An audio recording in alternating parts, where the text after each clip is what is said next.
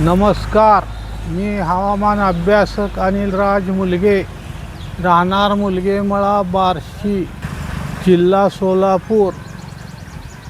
दिनांक 23 मार्च. आज राज्यात वारे वाहतील, त्यापैकी राज्याच्या पश्चिम भागात असलेल्या जिल्ह्यात वाऱ्याचा वेग जास्त राहील. तसेच आज खान्देश, तसेच बुलढाणा, अकोला, अमरावती, गोंदिया, वाशिम या जिल्ह्याच्या काही ठिकाणी, तसेच नाशिक, संभाजीनगर, अहिल्यानगर, पुणे, सातारा, कोल्हापूर, बेळगाव, सांगली, सोलापूर, धाराशिव, लातूर, बीड, नांदेड या जिल्ह्यात हवामान ढगाळ व सूर्यप्रकाश असे राहील. त्यापैकी नाशिक, पुणे, सांगली, सोलापूर, लातूर या जिल्ह्याच्या एखादे दुसरे ठिकाणी जर अचानक स्थानिक वातावरण तयार झाले तर त्या भागापुरता थोडा वेळ पावसाच्या तुरळक ते हलक्या सरी पडण्याची शक्यता राहील.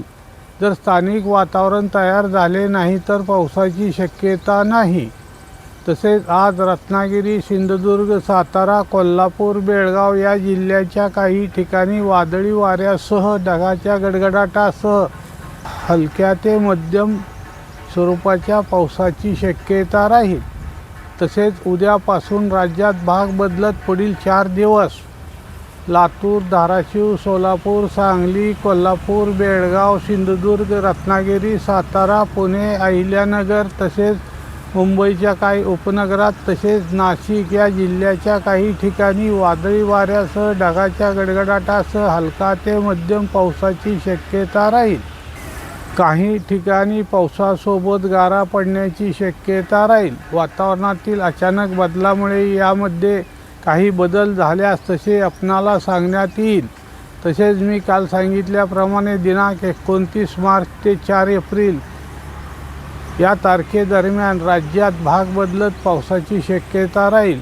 नंतर 7 एप्रिल ते 10 एप्रिलपर्यंत राज्यात पावसाची शक्यता राहील.